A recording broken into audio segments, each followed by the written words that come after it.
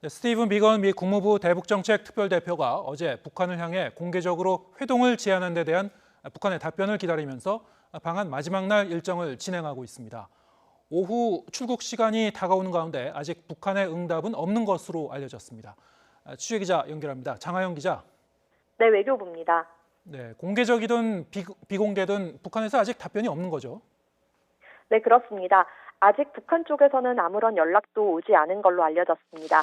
외교부 당국자는 스티븐 비건 미국 국무부 대북정책 특별대표뿐 아니라 앨리슨 후커 미국 NSC 한반도 담당 선임 보좌관 등 다른 인물들과의 접촉 가능성에 대해서도 아직 들은 바 없다고 설명했습니다.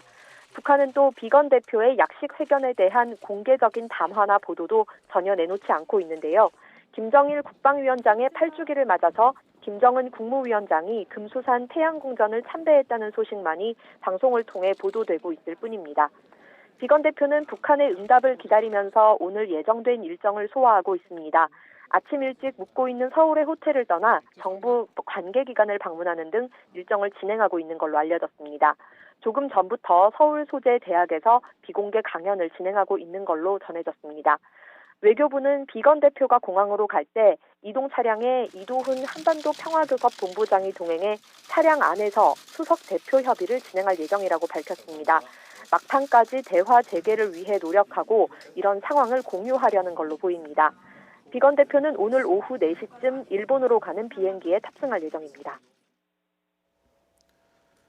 네, 북한이 정한 연말 시한 전에 이번이 사실상 마지막 북미 접촉 기회가 아니냐 이런 관측이 지배적이었는데 자, 이렇게 되면 가능성이 점점 낮아지고 있다고 봐야 할까요? 네, 시간이 흐를수록 북미 접촉 가능성도 작아지고 있는 걸로 보입니다. 비건 대표의 2박 3일 서울 일정도 곧 끝나가는데요. 비건 대표는 어제 약식 회견을 하고 공개적으로 북한에 만남을 제안했습니다. 내가 여기 있으니 그리고 당신은 어떻게 나에게 접촉할지 알고 있으니 북한의 카운터파트를 향해 회담장으로 나오라고 촉구했습니다. 이름은 언급하지 않았지만 최선희 북한 외무성 일부상을 염두에 두고 말한 걸로 보입니다. 연말 시한은 없다고 미국 측이 밝혔지만 서울까지 와서 다시 만나자고 제안한 점 등을 살펴보면 북한의 연말 시한 주장을 의식해 마지막 대화 가능성을 타진한 겁니다. 실천 가능한 조치와 유연성을 갖춘 창의적인 방안을 통해 균형 잡힌 합의에 이를 준비가 됐다고 말한 부분은 북한이 원하는 단계적 접근을 일부 받아들일 수 있다는 점에서 일종의 태도 변화로도 볼 수 있습니다.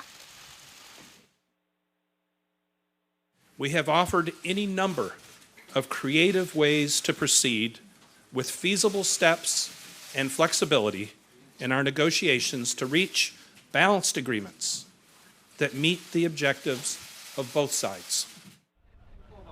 하지만 북한이 지난 11월 김명길 외무성 순회대사 담화를 통해 내놓은 요구안 3가지 가운데 미국이 줄 수 있는 게 크지 않다는 점은 부정적인 요소입니다.